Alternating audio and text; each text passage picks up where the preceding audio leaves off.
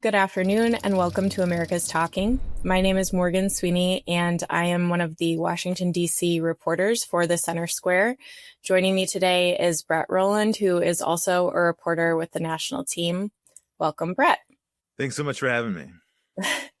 We are going to be talking about some of the latest controversy over the Venezuelan drug boat strikes, which started back a couple months ago now, and there have been over 20 of them. But this week, Secretary of War Pete Hegseth came under fire because of what happened with one of them. Brett, can you tell us a little bit about that? Yes. So there's still not a ton of details here, but we do know some more things that we've learned this week. So we know that on September 2nd, there was a boat strike, and we had already reported on that.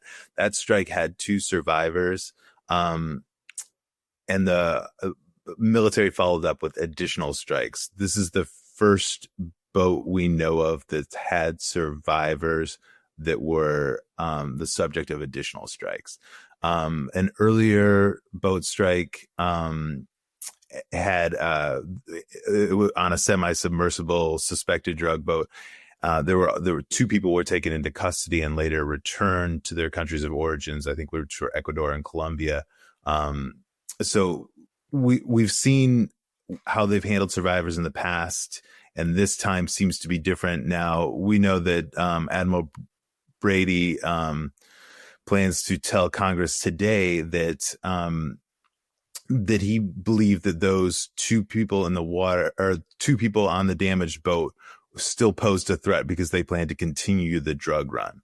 So that's sort of the latest here, but there's a lot of background here. This has been going on for months. As you mentioned, there's been more than, I think more than 20 strikes. I think 82 people have died in these strikes, and it's a major shift in policy for the administration, especially from the last one, and really from how America has handled these suspected drug vessels for years.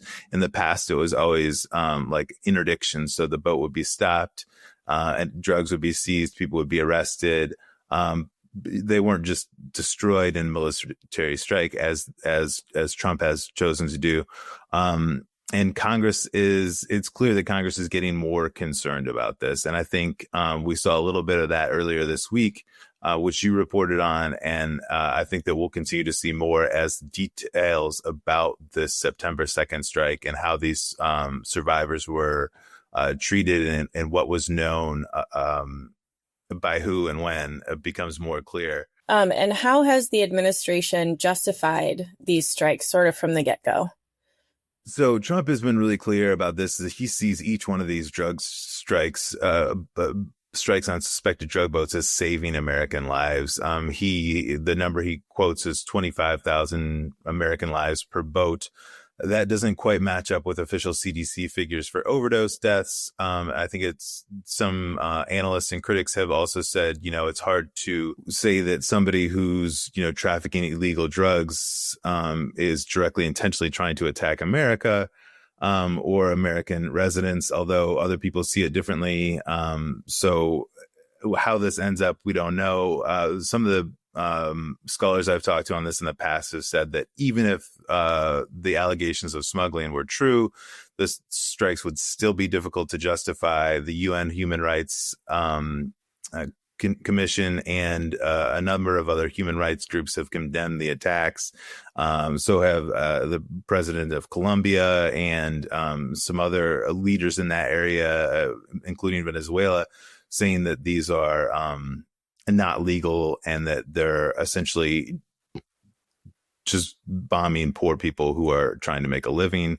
Now, how much we know about that is not clear, and the Pentagon hasn't released a lot of information about what's been found on the boat, but we do know that Dominican authorities, after one of the strikes, did recover cocaine from one of these boats. So the suggestion is that there's cocaine smuggling, and both Pete Hegseth and Donald Trump have said that these boats are smuggling drugs. They say that they have intelligence that details this before they make the strikes, and that they're traveling known smuggling routes, and specifically known narco-terrorism routes, and that's how they're referring to these attacks so far. Mm-hmm.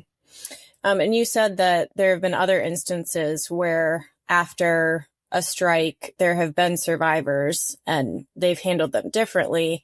With this September strike, it appears that there was the initial strike and then there were these two people left and then they did another strike and they were killed.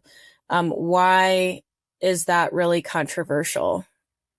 So I guess the argument would be that if they were just, if they were like, just floating in the water, they would no longer be considered enemy combatants or no longer have any chance to hurt Americans. But if they were trying to continue with the mission, trying to continue to get the drugs to their destination, we know that the vessel was damaged after the first strike, but not completely sunk. And the boat was eventually sunk. But again, the Pentagon has released few details. There's multiple media reports out there, but still no firm answers from the Pentagon here. And are there other things that Trump has said indicating that the U.S. may even go further in pursuing what he calls narco-terrorists? Yes. So Trump has indicated that one, he's shown no signs that he's going to change course with these drug boat strikes or suspected drug boat strikes. So there's no indication from anyone in the Trump administration that they're going to change policy here. And Trump has also said that he would consider land attacks. But we have yet to see that. We know that the main smuggling corridors are through Mexico, and that those haven't been. Certainly there's been a crackdown at the border, but there haven't been any military strikes that have been reported along the Mexican border. Well, it'll be interesting to see how this all develops. It's a little bit scary too. I'm sure. Now, Hegseth did say the other day that there's fewer boats in the water, but the strikes keep occurring, so we'll have to see what happens next. Well, thank you, Brett, for sharing all of that. And you can follow this story and more information at thecentersquare.com.